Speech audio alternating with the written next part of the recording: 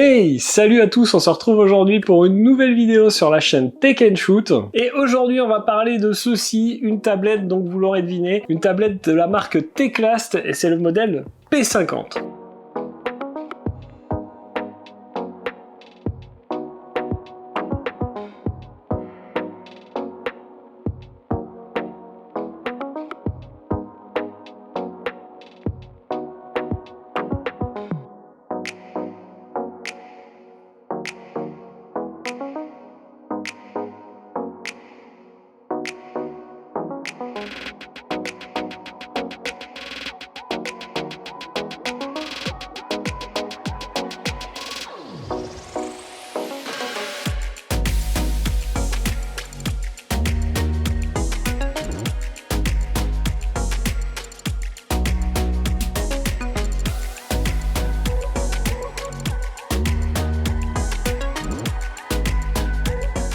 Du coup, une tablette petit budget puisqu'on la retrouve à environ 110 €. J'essayerai de vous trouver un lien que je vous mettrai dans la description. Il sera affilié ou pas, je sais pas si ce sera un lien Amazon ou pas. Et on va voir ensemble dans cette vidéo si cette tablette vaut le coup pour 115 € ou s'il vaut mieux l'éviter. Donc une tablette petit budget, un écran 11 pouces, Android 14. Alors cette Teclast P50, voyons voir déjà ce qu'il y a dans la boîte lorsqu'on la reçoit.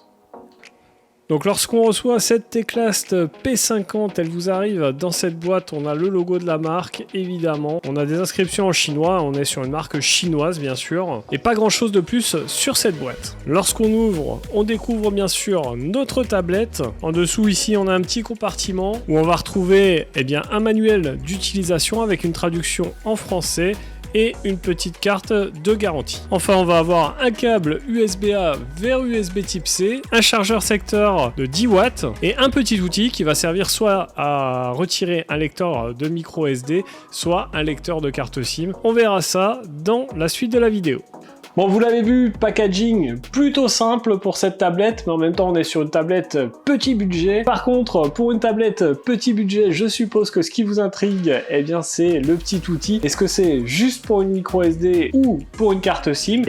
C'est pour les deux, puisque en effet, cette tablette est équipée d'un lecteur de carte SIM et de micro SD. Donc vous pourrez la brancher à votre réseau via une carte SIM, et en plus, vous pourrez étendre sa capacité de stockage via une micro SD. Donc déjà pour le design, on a une tablette avec un cadre en aluminium, avec une belle couleur bleu clair. Du coup, à l'arrière, ça ne prend pas du tout les traces de doigts. On a un bel écran de 11 pouces, mais on y reviendra un peu plus tard dans la vidéo. Sur la tranche du dessus, on va retrouver le bouton volume plus, volume moins. On retrouve également deux micros. Sur la tranche gauche, on aura un bouton power et un haut-parleur. Sur la tranche droite, on va retrouver un deuxième haut-parleur. Donc ça signifie que la tablette est stéréo. On verra ce qu'elle donne au niveau de la qualité du son. On retrouve également une prise USB type C pour la recharger et donc ce fameux tiroir de carte SIM avec la possibilité également de mettre une micro SD. À l'avant, sur l'écran en haut au milieu, on a une petite caméra de 5 mégapixels dont vous voyez actuellement la qualité. Bon, elle n'est pas exceptionnelle, mais pour des petits appels visio, ça suffira amplement. À l'arrière, on retrouve deux capteurs photo et un flash qui sont intégrés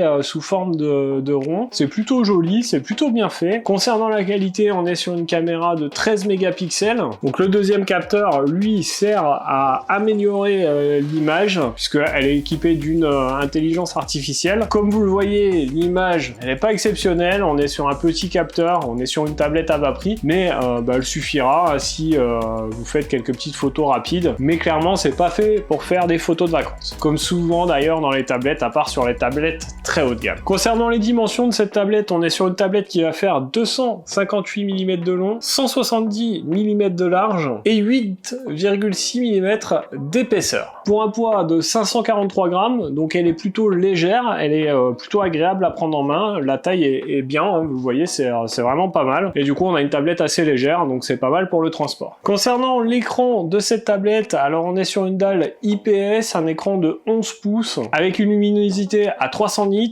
donc c'est pas mal, mais c'est pas exceptionnel. On est sur une résolution de 1280 par 800 1800 pixels, donc pas une définition folle. On n'est pas sur une tablette qui est faite pour jouer ni regarder des films. On est plus sur une tablette voilà, pour faire des petites applications. Tablette plutôt basique, j'ai envie de dire. D'ailleurs, ça se confirme avec ses performances puisque cette tablette intègre comme processeur le Unisoc T606. Alors c'est certes un processeur 8 cœurs, mais qui n'est pas des plus performants du marché, mais qui suffira largement à utiliser toutes les applications de base sur une tablette sans aucun problème. Au niveau de la partie graphique, on est sur le Mali G57, donc pareil, un processeur graphique qui n'est pas exceptionnel, qui n'est pas fait pour jouer. Donc globalement, une tablette est bien pour utiliser les applis du quotidien. Concernant la mémoire vive, le constructeur nous annonce 14 Go, mais en réalité, on a 6 Go réels de mémoire vive avec une possibilité d'extension avec la mémoire virtuelle de 8 Go supplémentaires. Cette tablette tourne sous Android 14, chose plutôt sympa, je vous en ai pas parlé tout à l'heure, on a une prise jack qui est plutôt bien cachée dans un coin ici, et ça vous permettra d'utiliser des écouteurs filaires avec, donc ça c'est plutôt sympa, puisque concrètement l'audio de cette tablette il n'est pas exceptionnel, donc moi je vous invite à utiliser soit des écouteurs sans fil, soit des écouteurs filaires, parce que le son il n'est pas exceptionnel, mais je vous le rappelle, on reste sur une tablette à 110 €, tout ne peut pas être parfait. Concernant la connectivité de cette tablette, on a du Wi-Fi 5, du Bluetooth 5.0, on est sur une tablette donc compatible 4G via la carte SIM. Pour ce qui est de l'autonomie, cette tablette elle intègre une batterie de 8000 mAh, donc ça c'est plutôt pas mal. Ça vous offrira environ 6-7 heures d'autonomie en regardant des vidéos par exemple. Donc de quoi voir un film sans souci, de quoi regarder des vidéos YouTube, de quoi gérer toutes vos applications. Au moins pour la journée, il n'y aura aucun problème. Alors que vous dire sur cette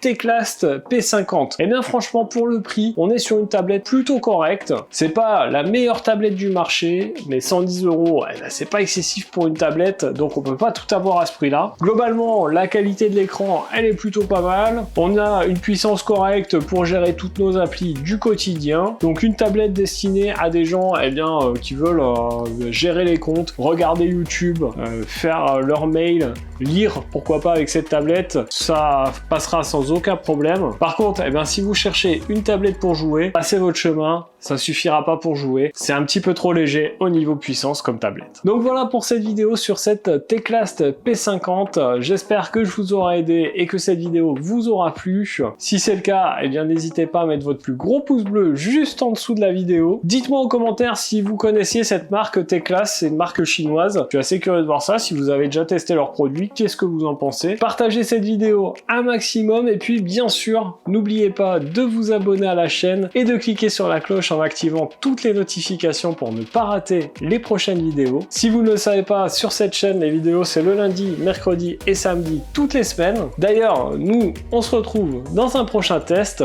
En attendant, prenez soin de vous. Ciao!